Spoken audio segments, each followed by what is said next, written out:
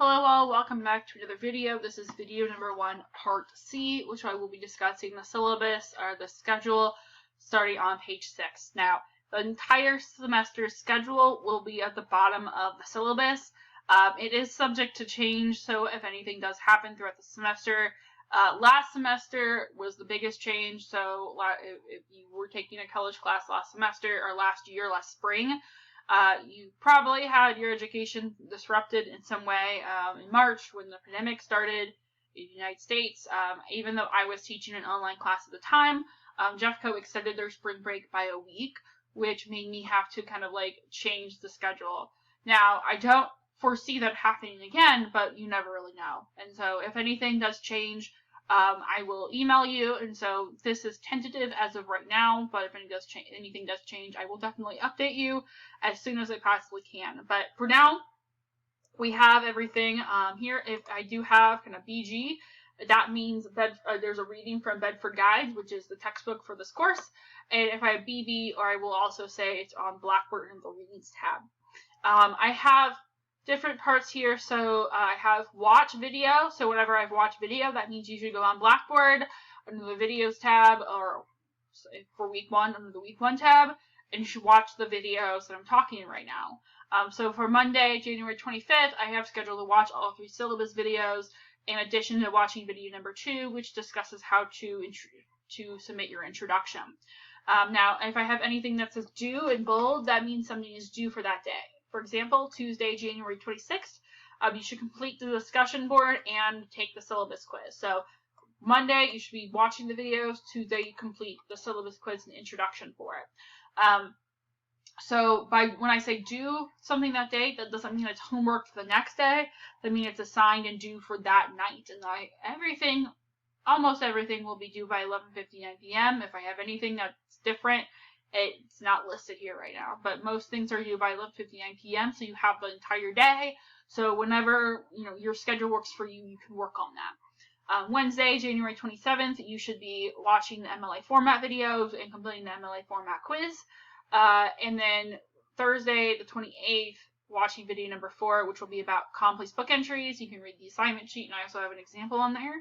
And then the first example, complex book entry, is due Sunday the 31st.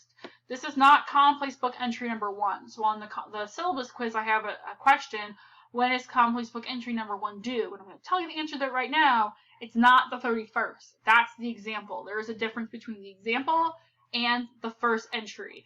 The example, as I said in the last video, is just to make sure that you are doing it right. So if there are any issues with that assignment, if you're confused, I'm going to be able to catch it and notify you about it before you submit the first formal assignment, the first formal complex book entry.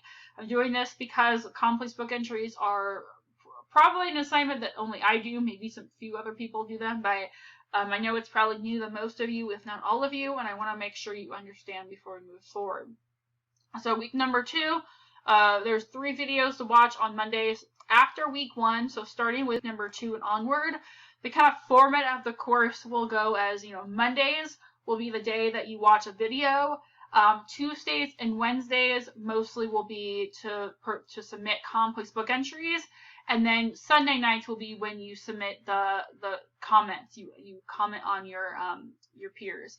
Now, you don't have to do that on Sunday night. You can definitely submit anything you want early. So whatever your schedule works for you, you can do that. So the first complex book entry is due on February 2nd.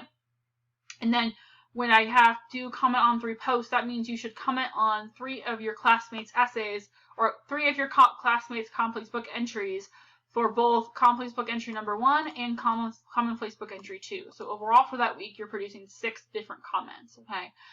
Similar for week 3 and week 4. And then when we get to peer review, it's a little bit different. So for peer reviews, especially for the first essay, I do have some videos for submitting your final draft and peer review. I'm not going to have those for every paper, just for the first one so you know what we're doing. But Monday night, you'll email me your essay, and I have, how many pages, so that's like 2 to 3 pages. You'll email me your draft, and then I'll submit them into the peer review. I'll email everybody Tuesday morning with your link to the actual peer review, and you'll have until Wednesday night to finish. And so you'll comment on your peers' essays, and you'll fill out the question sheet. And I'll have another video 11, that talks all about peer review to help you out even more. And then the final draft of the essay will be February 28th by 11:59 p.m. and that will be via Blackboard. And then everything else for the rest of the semester will be here. So watch videos, and then throughout the rest of the semester, we have spring break going on, which is the week of the 15th. And so everything else until the rest of the semester is here on Blackboard. So you can prepare ahead. If you have like an actual physical calendar or journal, you can write in due dates. You can put it in your phone. I will be emailing the whole class every Monday with a reminder. And what I'm going to be doing with those reminders is literally copy and pasting the schedule and emailing you what that schedule is for that week. And I've been teaching online for 2.5 years now. In most semesters, when I do that, I usually get at least one student who's confused about where I'm finding that information. Like, it's like they're shocked at the beginning of the semester, at the beginning of the week. Oh, I have a peer review draft due this week. Where did that come from? So all of the information is here at the bottom of the syllabus. I'm just copying and pasting it week by week to remind you. But you have all of the information already here. So please look at it.